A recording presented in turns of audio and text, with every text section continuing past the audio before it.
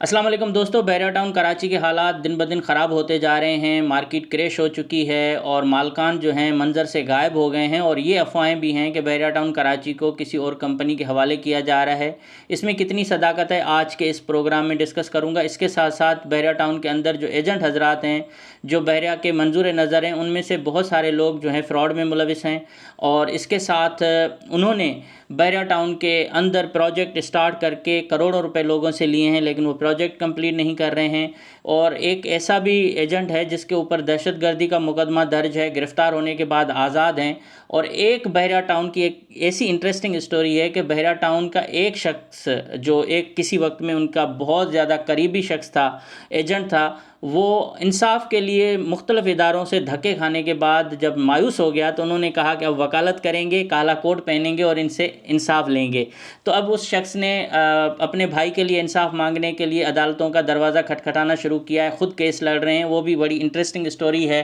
किस एजेंट के ख़िलाफ़ उसने मुकदमात किए हैं, क्या उसमें प्रोग्रेस है, वो मैं आपको इस आज के प्रोग्राम में बताऊँगा। पहले शुरू करते हैं कि बहरा टाउन कराची के हालात आपके सामने हैं। रोज़ाना कोई ना कोई एजेंट आके एक वीडियो रखता है कि आज हालात बेहतर हो रहे हैं, आज मार्केट ऊपर जा रही है, आज उतार चढ़ाव हो रहे हैं। कुछ लोग सीरियस होकर आके बोलेंगे कि भाई देखो बहरा टाउन ये कर रहा है, बहरा टाउन वो कर रहा है। ये सारे लारे लपे हैं क्योंकि उन लोगों की कोई भी अपनी इन्वेस्टमेंट नहीं है। वो दूसरों के जेबों से पैसे निकाल के और बहरा टाउन में अपने दुकानदारी चला रहे हैं, जो उनका हक भी है। लेकिन सच ज़रूर बताना चाहिए सबको कि क्या हालात हैं, किस तरह से नुकसान हो रहा है। जिन लोगों ने अपनी जमा पूंजी लगा के बहरा टाउन में घर लिए, प्लॉट लिए, प्रॉपर्टियां ली, दुकानें बुक करवाईं, उन लोगों के साथ ये हशर है कि इस वक्त बहरा टाउन के अंदर जो प्रॉपर्टी 1 करोड़ की थी वो आके 30-40 लाख रुपए पर रुक गई है। जो विलास जो है 2-2, ढाई-ढाई, 3-3 करोड़ रुपए के थे वो आके 1.5 करोड़ में बिक रहे हैं। लोगों ने जितने लगाए थे उतने भी उनको नहीं मिल रहे हैं।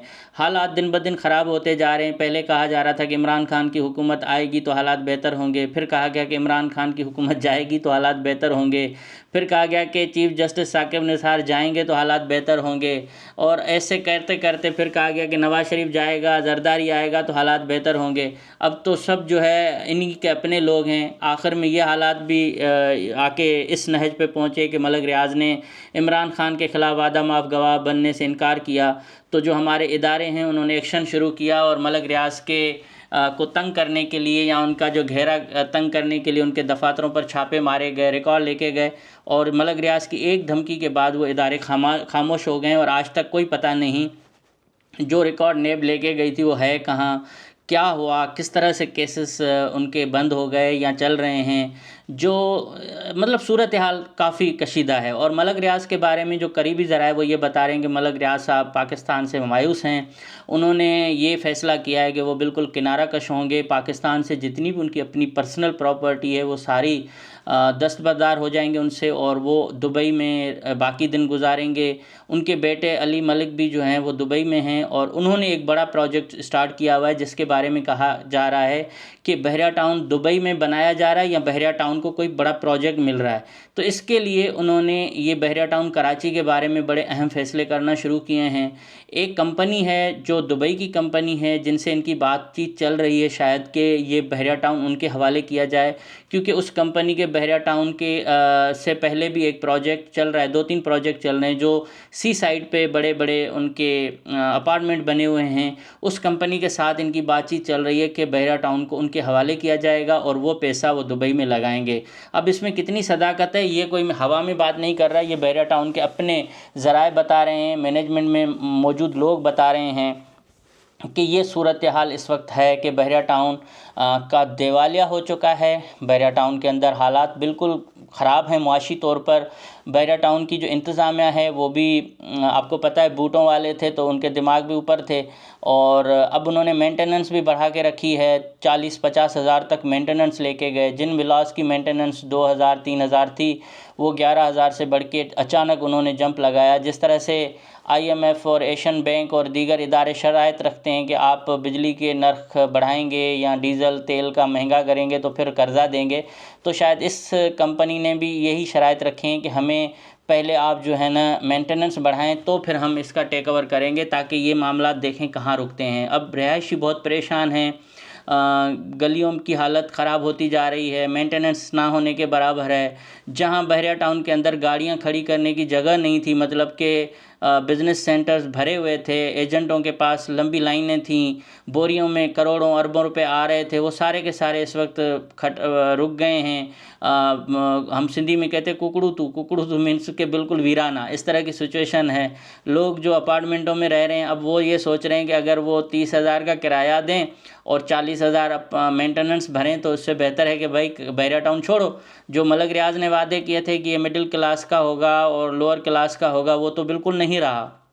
बहरिया टाउन के अंदर आप कोई भी गरीब बंदा नहीं रह सकता। प्रॉपर्टी की वैल्यू डाउन है, मेंटेनेंस बढ़ाई जा रही है। किराए जो 70,000 स्पोर्ट्स सिटी और कायद विला के थे, वो आके 30,000 और 25,000 तक रुके हैं। अब वही विलाज 30,000 का किराया दें अपने इन्वेस्टर को, और उसी के साथ वही इन्वेस्टर 40,000 का जो है 50,000 का वो मेंटेनेंस का बिल भरेगा, तो कहाँ से ये सिस्टम चलेगा? मतलब किराया टोटल 30,000, मेंटेनेंस 50,000, तो ये बिल्कुल ना समझने वाली बात है। तो इस वजह से लोग खफा हो चुके हैं, और स्पेशली किराए पे रहने वाले लोग तो बहुत प्रॉब्लम में हैं। जो मालकान थे जिन्होंने ये कहा कि बहरिया में हम 1 रुपया लगाएंगे 10 रुपये कमाएंगे, वो भी बिल्कुल रोड पे आ चुके हैं। बहुत सारे विलास बेचे गए हैं जो मुझे पता है। तो बड़ी बुरी हालत है। अब इस बुरी हालत में मलक रियाज तो बिल्कुल हो गए किनारा कश। उसका तो अपना जो था लगाया हुआ था वो उसने अपना निकाल लिया। 460 अरब भी सुप्रीम कोर्ट को नहीं मिल रहे, और उसके बाद पता नहीं आगे क्या होगा।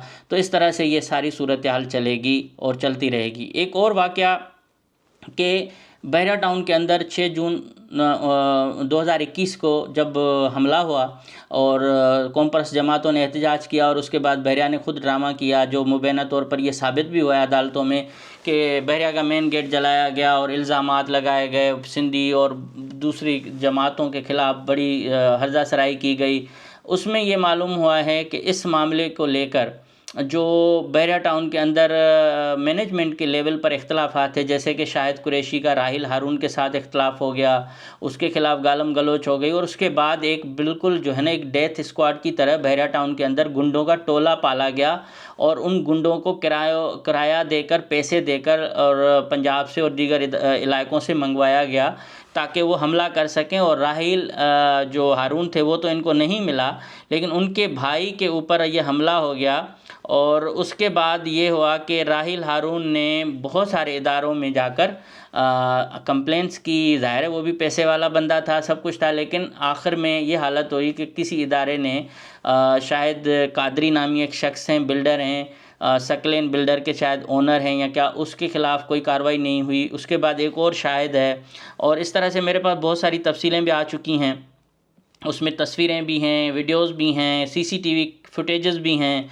तो इस शख्स के बारे में ये कहा जा रहा था कि इस शख्स ने जो अली सकलेन बिल्डर कंपनी के सीईओ हैं शाहिद कादरी और दीगर, उनके ख़िलाफ़ इन्होंने बिल आकर अरेस्ट वारंट जारी करवाए हैं, और ये एफआईए को केस भी भेजा गया है जिसमें ये साबित हुआ है कि अली सकलेन के लोगों ने, जो शाहिद कादरी और दीगर हैं, उन्होंने 2 अक्टूबर जो 2021 दिसंबर 2021 में बहरिया टाउन के अंदर इमरान राहिल के ऊपर हमला करवाया, जिसको पेट्रोल पंप के ऊपर एक पूरे स्क्वाड ने आके मारा, जिसकी मेरे पास तस्वीरें भी हैं, सीसीटीवी फुटेजेस भी हैं कि ये बहरिया टाउन के अंदर जो है ये गाड़ियां घुस रही हैं, और उसके बाद पेट्रोल पंप पे जाकर उसको मारा जा रहा है, उसके हाथ पाँव तोड़े गए, और जिस तरह की ये फुटेज आई थी वो देखने के काबिल नहीं थी। अब इसकी जो जियो फेंसिंग हुई उसमें भी पता चला कि ये गाड़ियां Gujjar Motors and rent a car company से हायर की गई थी,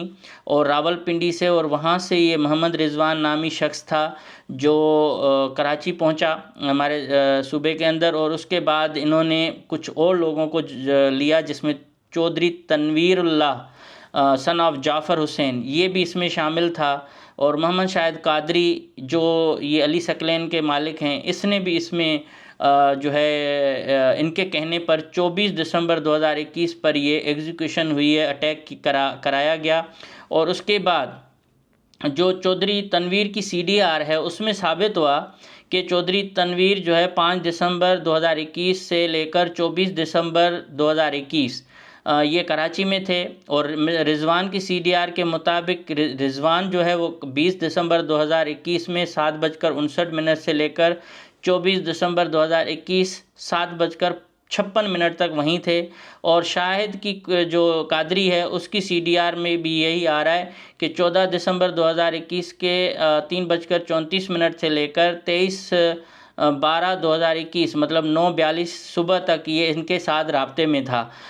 इन्होंने जब हमला किया तो हमला करने के बाद जो पहली कॉल थी वो जनाब शाहिद कादरी को ये गई और इसमें कहा गया कि ये हमला हमने कर दिया है और मामला डन हो गया है। अब इसको कितने पैसे दिए गए कितने नहीं ये मुझे पता नहीं है, लेकिन इसमें बहरिया टाउन की जो सिक्योरिटी है इतने बड़े हमलावरों को अंदर घुसने भी दिया और वहाँ से चले भी गए। अब फरियादी का ये मौक़िफ़ है कि ये जो हमला था ये क्योंकि शाहिद कुरैशी जो बहरिया टाउन के करता धरता हैं, मलक रियाज साहब के मुंह बोले बेटे हैं या कोई भी, तो उस शख्स उससे इनके इख्तलाफात थे और उस इख्तलाफात का फ़ायदा इन एजेंटों ने लिया और उन्होंने डेथ स्क्वाड को या इन हमलावरों को रेंट करवा के और ये हमला करवाया और उनको फिर पंजाब फ़रार करवाया। लेकिन ये राहिल हारून की इंटरेस्टिंग स्टोरी यहाँ से शुरू होती है कि उनके भाई को जब ये हमला करके ज़ख्मी करते हैं और बहरिया टाउन के अंदर इसकी आने जाने पर पाबंदी लग जाती है, इसके बिजनेसेस बंद होते हैं, तो इनको कहीं से भी इंसाफ नहीं मिल रहा। मतलब पैसे के बावजूद, ताकत के बावजूद एक शख्स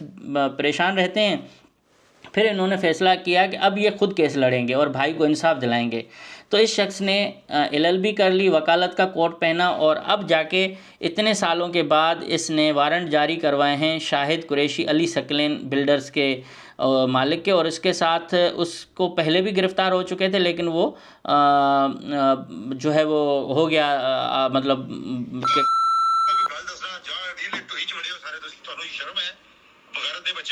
अजीब बंदे हो यार ਤੁਸੀਂ ਸਾਰੇ ਤੁਹਾਨੂੰ ਜਿਹੜੀ ਗੱਲ ਦੱਸਾਂ ਤੁਸੀਂ ਡੀਲ ਕਿਉਂ ਕਰਦੇ ਪਹੁੰਚ ਗਏ ਸਾਰੇ ਅਜੀਬ ਆਦਮੀ ਹੈ ਯਾਰ ਤੁਸੀਂ ਲੋਕ ਜਾਣਾ ਨਾ ਜਾਓ ਨਹੀਂ ਜਾਣਾ ਕਿਸੇ ਨਾਲ ਜਾਵੇ ਪਿਆ ਆਪਣੇ ਕੰਮ ਨਾਲ ਕੰਮ ਰਹੇ ਐਵੇਂ ਬਗਾਤੀ ਮੰਨ ਲੈਤੀ ਭੈਣੇ ਮੂੰਹ ਤੇ ਤੁਹਾਨੂੰ ਕਹਿ ਕੇ ਮੈਂ। अब जनाब ये गालियों की वीडियो तो मैं जारी नहीं कर सकता, मैं तो बहुत अभी कितना काटूंगा, लेकिन ये शाहिद कुरैशी साहब की ऑडियो मेरे से शेयर की गई है जिसमें वो माँ बहन की गालियाँ दे रहा है। बहरहाल क्या बोलें, अब शाहिद कादरी या शाहिद कुरैशी तो इनके अपने आपस के मामलात हैं और ये एक इनके ऊपर इल्ज़ाम है कि ये हमला उन्हीं के ज़रिए करवा के इन्होंने फ़ायदे उठवाए और अब अरेस्ट वारंट जारी हो चुके हैं लेकिन पुलिस या FI इनको गिरफ़्तार नहीं कर रही। और दूसरी बात अहम है कि ये सारी सूरत हाल में ये शख्स हैं जिनकी गिरफ़्तारी हुई थी बीच में और उनको दहशतगर्दी के मुकदमा में गिरफ़्तार किया गया और उसके बाद ये रिहा भी हो चुके हैं। अब आते हैं फ़्रॉड की तरफ ना। ये मामला तो हो गया साइड पे कि एक शख्स अपने भाई के लिए इंसाफ के लिए दर दर की ठोकरें खाकर वकील बन गए। आते हैं शाहिद कुरैशी साहब ने बहरिया टाउन 2 का प्रोजेक्ट लॉन्च किया जो नाकाम हो गया और उसके बाद इन्होंने फिर मेगा सिटी लॉन्च किया जो इसमें आजू बाजू जो थे। इस दौरान ये अफवाहें या ये इख्तलाफात फैल गए कि अली मलिक जो है वो शाहिद कुरैशी के दरमियान बड़े इख्तलाफात हैं। फिर मलक रियाज के कहने पर इन्होंने आपस में मिल के बैठ के वीडियो बनाई और कहा कि नहीं हम भाई भाई हैं। तो बहरिया टाउन को जो फ्लॉप कराया तो उन्होंने अपना प्रोजेक्ट लॉन्च किया जो वो भी शायद फ्लॉप हो गया है, मेगा सिटी जो पंजाब में है किसी जगह पे।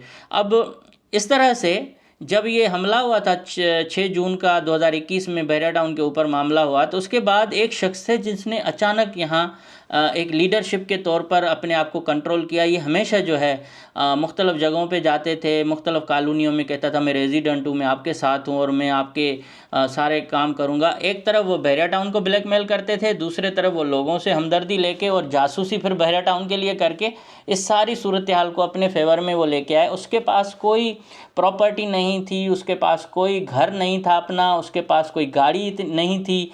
इसने इस खुशामद से करोड़ों रुपए कमा लिए और उसके नतीजे में उसको जो है लीडर बनाया गया बहरिया टाउन कराची का, जिसका नाम है बिलाल तालिब। बिलाल तालिब का क्योंकि मैं खुद बहरिया टाउन में जब रहता था मुझे थोड़ा पता था कि बंदा तो अच्छा लगता था, लेकिन हमें क्या पता कि रेजिडेंट के रूप में जो है वो ये बहरिया का एजेंट बन जाएगा। अब इस शख्स के लाइफ स्टाइल में चेंजिंग आ चुकी है 21 जून 2021 के हमले के बाद, क्योंकि एक तो इसने डबल गेम खेला। इल्ज़ाम तो यही था कि बहरिया टाउन के अंदर जो हमला हुआ है वो बहरिया टाउन के अपने लोगों ने करवा के सियासी जमातों के ऊपर ये इल्ज़ाम लगा के और उनके ऊपर बलि डाल के बचाने की कोशिश की है। अब वलालम क्या हुआ क्या नहीं वो तो आप खुद इंक्वायरी करेंगे, लेकिन अदालतों ने सब लोगों को अब आज़ाद कर दिया और अदालतों में ये साबित नहीं हुआ कि ये हमला उन लोगों ने किया जिनके खिलाफ ये कर रहे हैं। और जो सियासी पार्टियां थी उन्होंने भी कहा कि हमारा इससे कोई ताल्लुक नहीं था, लेकिन ये बहरिया टाउन खुद मजलूम बनने के लिए इसने ये किया था।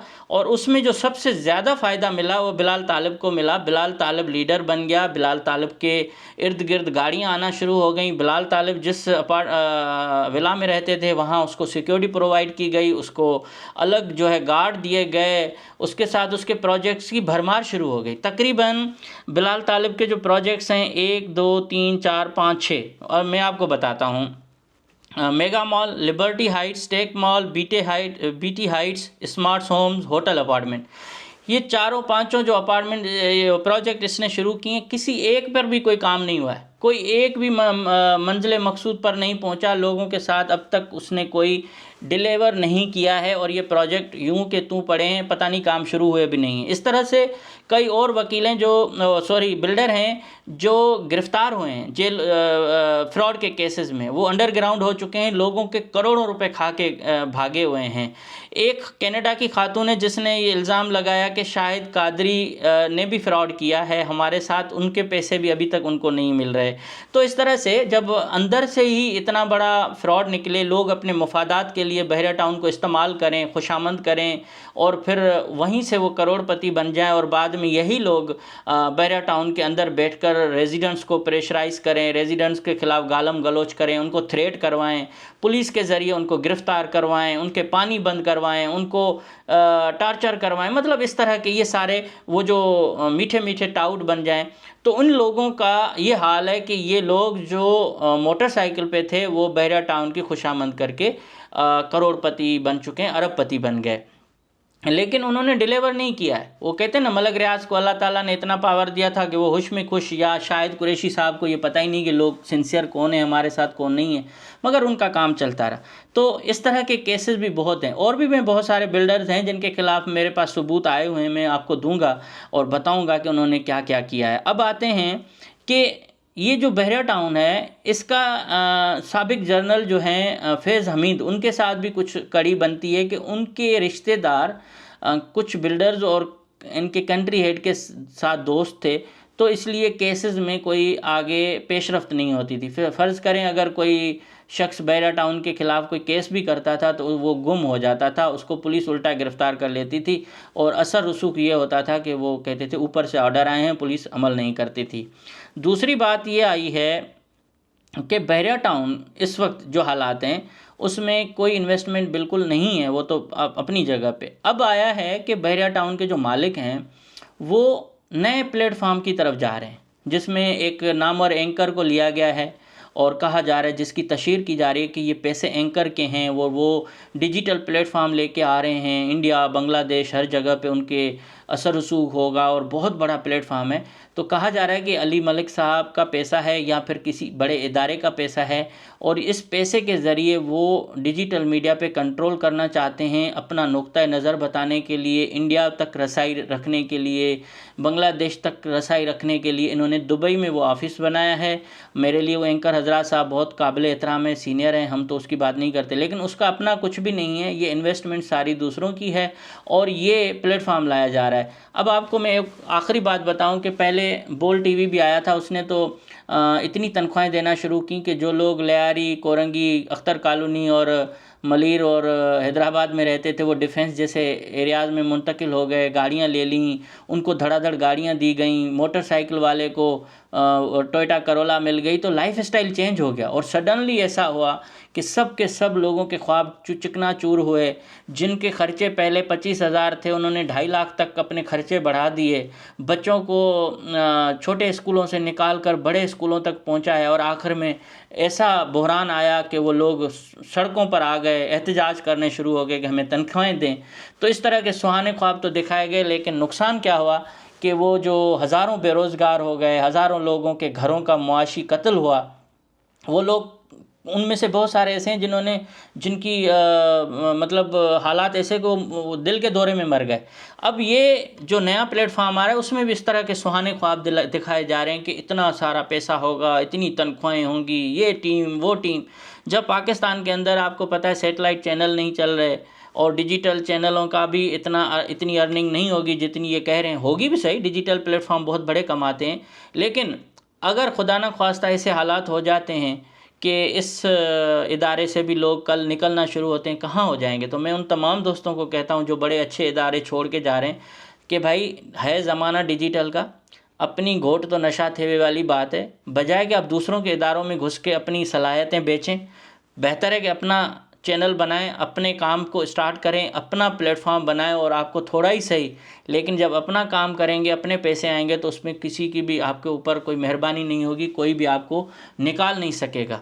बाकी आपकी मर्ज़ी है, अल्लाह करे ये इदारा चले, बहुत सारे लोगों को फ़ायदा हो, लेकिन ये सुहाना ख्वाब लगता है और ये भी इन्वेस्टमेंट बहरिया टाउन की है। अब जो अफवाहें हैं उनको मैं ख़त्म कर रहा हूँ कि बहरिया टाउन वाकई किसी कंपनी के हवाले हो रहा है या नहीं।